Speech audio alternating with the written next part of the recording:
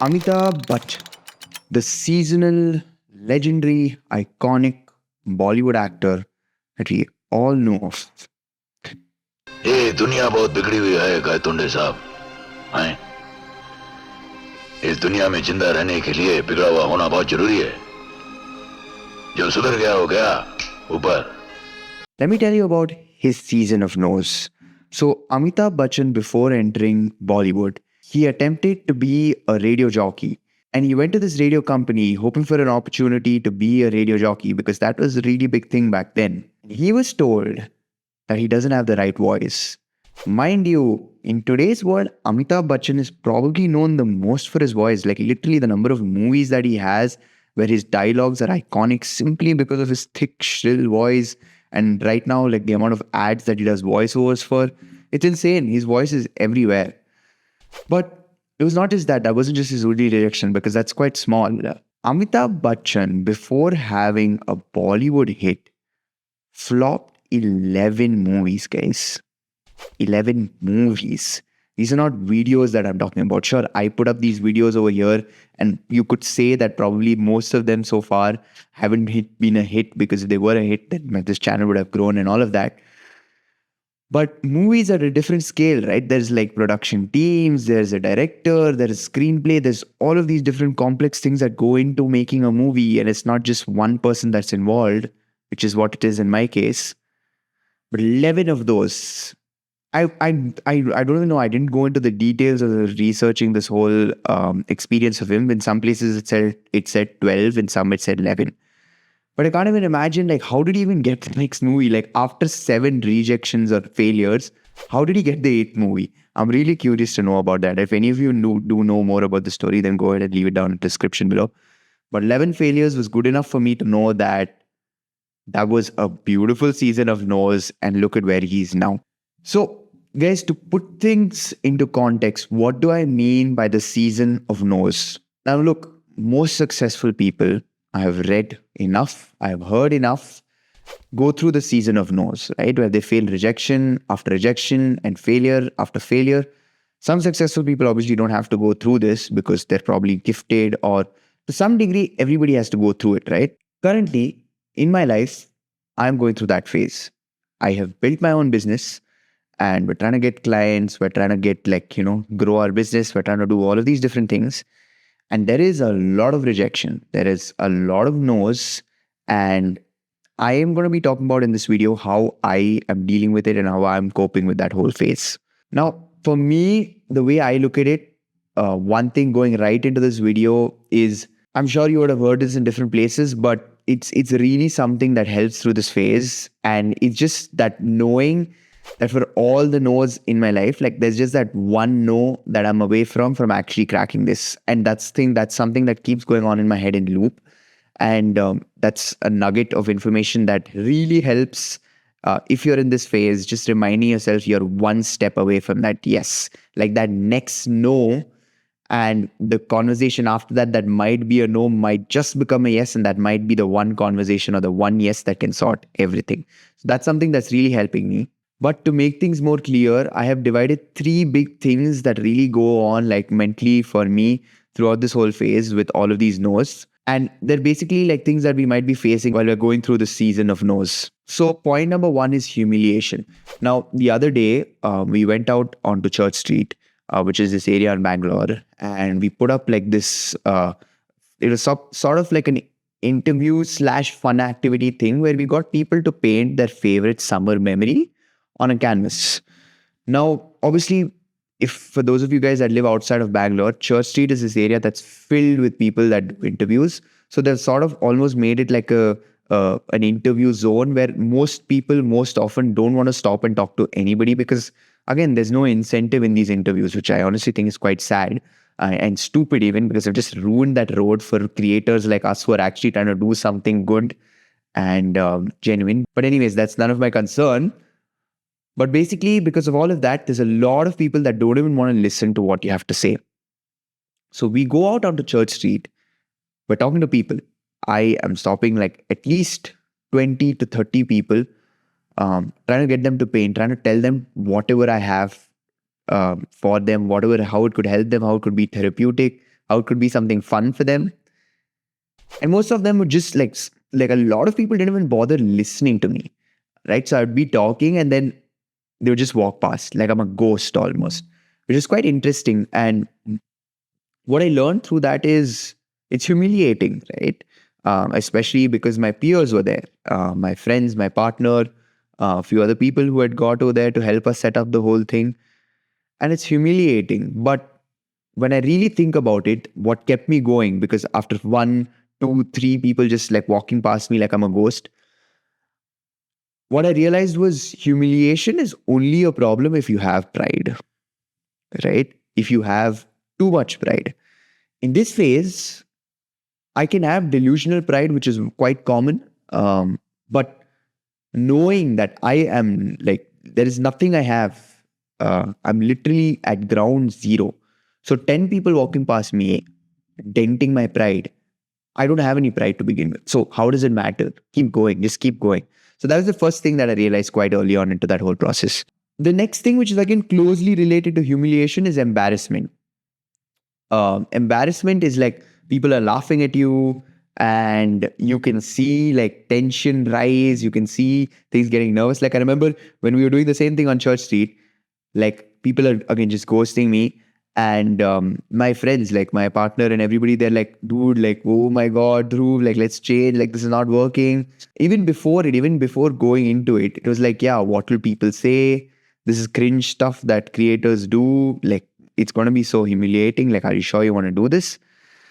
And that's when I really just thought to myself, like, I would much rather embarrass myself and try than not try because I'm worried to be embarrassed. Like sometimes we make such a big deal out of a lot of these things. Like we think that the world is going to end. Like what is everybody going to say? Everybody's going to laugh on us. Like we're going to be a laughing stock for the rest of our lives. But once you actually get into it, once we actually went to church, when we started speaking to people, when the first person painted, it automatically just becomes easier. So one thing that helps with this framework, like where beforehand you even feel like, oh my God, what will people say? This is going to be so embarrassing, is just know that going into it is hard. But once you do that first conversation or that first step, it all becomes easier. Like I know I mentioned this in a lot of my videos before, but it's just so surprising how every new thing that I'm doing, because there's a lot of different things that I'm doing, and there's a lot of fear involved in it based on like what people might say or my personal judgment of myself or whatever. And every time I just take that one step towards that direction, everything becomes easier. It's insane. Now, the last point, which we also might feel quite often in this phase, and something that I feel sometimes, is demotivation, right? You constantly hear no, no, no, like we don't want this, no, or sometimes like in that case, just ghosting and like walking away or not interested. I think just knowing that anybody you know, anybody, no matter like what stage or what level of success they've achieved at, had to go through something similar like this, right? It could be either like people, or it could be their parents, it could be their body, several different things, right? Going through no's is very normal. Just normalizing that culture that it is all right. It is very okay. Like you aren't gonna be like some straight out of the box like prodigy that's able to get everything done on the first click. So I think knowing that also really gives me like a lot of validation, and it's something that I keep repeating to myself. Like this is normal. This is normal. Like it's okay. Just keep adapting. Keep growing. So these are three things that like you might struggle with going into it, and stuff that I struggled with. But in terms of the positives through all of this, like what are the positives? How do you actually deal with something like going through this phase? One thing that I keep telling myself for every no and every rejection and every failure is lessons learned, progress made. I don't know if I've heard this somewhere or if I'm quoting somebody else, but it's something that keeps going on in my mind, because every failure, every no is just a new lesson that's been learned, and it's progress made.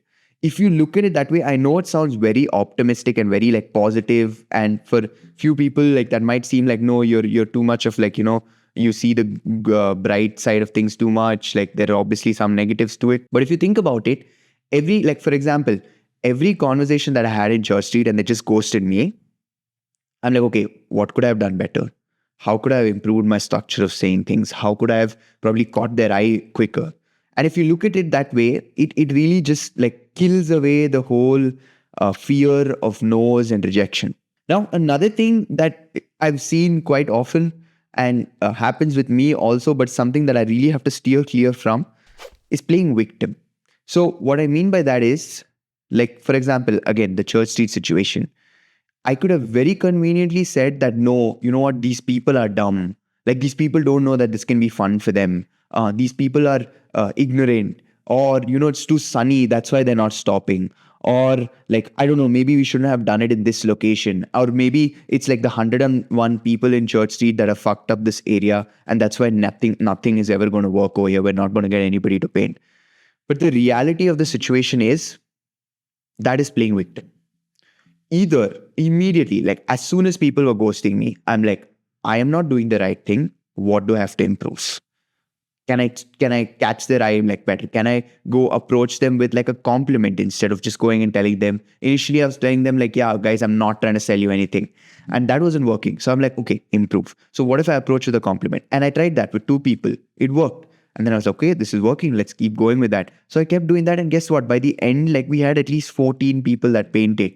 And that is quite decent considering we had like 10 rejections at the beginning, that the first like 10 minutes we even started.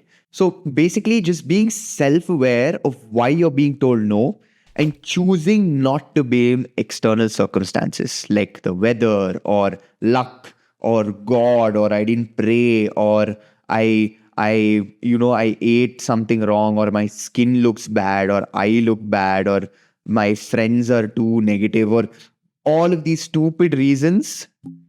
Keep it aside, focus on what you can improve, and then every no you get, make sure you're self-aware and you're making improvements. Because if you're not making improvements, then you're just dumb. Like the whole idea is not to just keep being told no. Like if I'd have told the same thing the entire day at Church Street and I was constantly being told no, that is just stupid. Like don't fall into that trap. Like when I say just keep getting no's, when I say going through the no phase and all that is a good feeling, like I don't mean just be told no constantly and not do anything about it. Like make progress and make tweaks. And I'm sure if you're watching this video, if you made it this far, you're probably smart enough to know that, but I'm just pointing it out anyway. Another thing that's really helping me with the positive side of things in this season of no's is knowing that when I'm going into any one of these things, I am giving it my all. Right? Like going into the Church Street thing, I sat up the night before, we planned everything and we designed everything according to structure. There was a proper format, even though our Church Street plan was not supposed to be one of our biggest projects, but still, I gave it my all in terms of what could work, the copy and the design of things, and actually getting people to stand up and do like all of this, and even setting it up, make sure we have all our equipment over there, make sure we have like a backup team, we have somebody to record it, we have somebody to look over like if we need water. Just going into all of these things, like in general, even with business, right? Like I'm going into all of it knowing that I'm doing everything I know in my power right now. A lot of it might be wrong again, because this is my first time, but going into all of it knowing that I'm doing everything that I know at my like for myself, that's probably the best at this given situation. All the no's just become easier. And this happened with me and football also, right? Like I gave my everything to football, like moving out of home, sacrificing a lot of things, just giving up everything for the sake of becoming a footballer. And guess what? When it didn't work out, it didn't feel that bad. Simply because I knew that I've given it my everything, and this no is just, it's all right. Like it's okay. It's just a failure. I feel like when we don't do enough and then we fail at something, we feel like, yeah, I could have done this better. And maybe there's some sort of weird psychological thing that's going on over there. Entering this phase, if you're somebody that you're like entering this like phase of your life where you know that you're going to be told no a lot, just know that do your homework. Like do everything you can possibly find out about what you want to do and what happens and how to do it, and like in your best effort, execute it. And if you don't work, if it doesn't work out, if it's a failure, or if you get a lot of no's, you still know that, you know what, I did my part. Now, the last thing that I want to end this video with, and it's a perfect ending, because I have over here mentioned all the things or all the no's that I am getting and how I am dealing with them. One thing that is very crucial that I have realized from reading a lot, from hearing a lot of successful people's no's, like Amitabh Bachchan's, for example, he got a lot of no's in Bollywood, right? That's the highest, like probably at that time period, at least the highest level of Indian cinema. So that's a big thing in itself. How does somebody like me on YouTube over here with like 100, 200 views getting no even match that?